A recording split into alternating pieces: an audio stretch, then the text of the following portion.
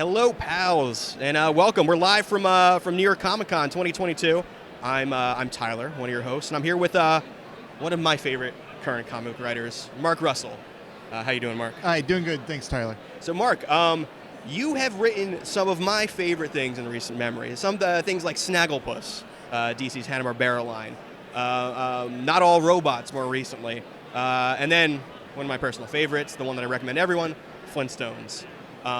And one of the kind of persistent themes I see throughout it is this kind of take on modern struggles in things we don't really consider modern, or either the past with Flintstones or the far future with Not All Robots.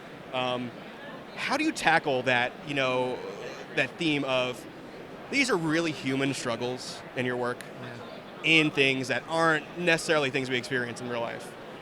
Well, they say write what you know, but I've always found it more interesting to write about the things that baffle me. Mm-hmm. And I think that the question of how people don't understand how dehumanizing some of our institutions are and how they have failed to sort of keep up with the changes in society is usually what baffles me.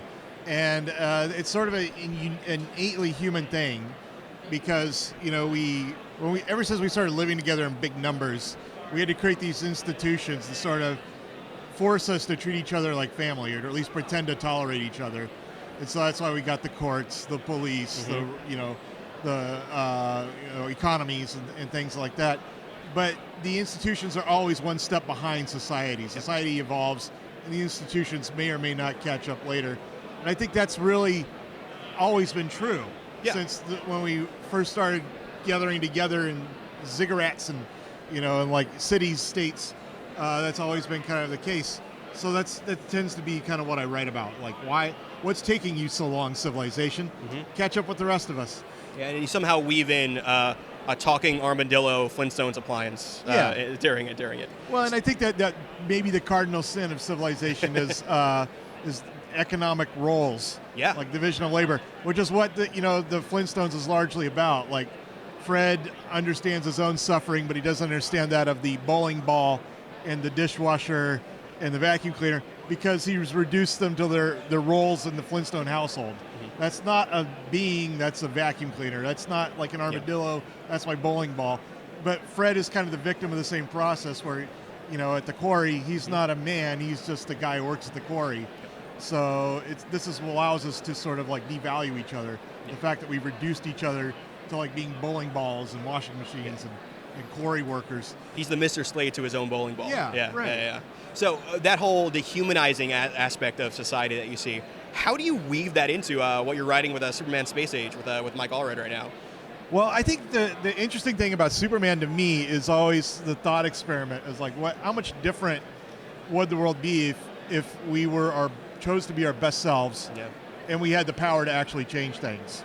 And to me, that's what's always been fascinating about Superman. Is he's not only somebody who's a decent human being who wants to do the right thing, but he's got the power to actually do it. So what does that look like? And I think that if you're just using him as sort of like a Hulk Hogan figure, where he's just sort of the good guy on a professional wrestling team, you're kind of missing the point of what makes Superman, I think, such an interesting hero. Yeah, well, I think Superman would be more likely to go over, let people go over on him than Hulk Hogan would. Yeah. But that idea of Superman being the one that has control, whereas a lot of the more everyday man things, even Snagglepuss isn't everyday man in the book that you wrote, is interesting because Superman is the thing that we can't be. It's this almost idea, this grand idea, and seeing how you can write that as a way of being the antithesis of what society is, has been really refreshing.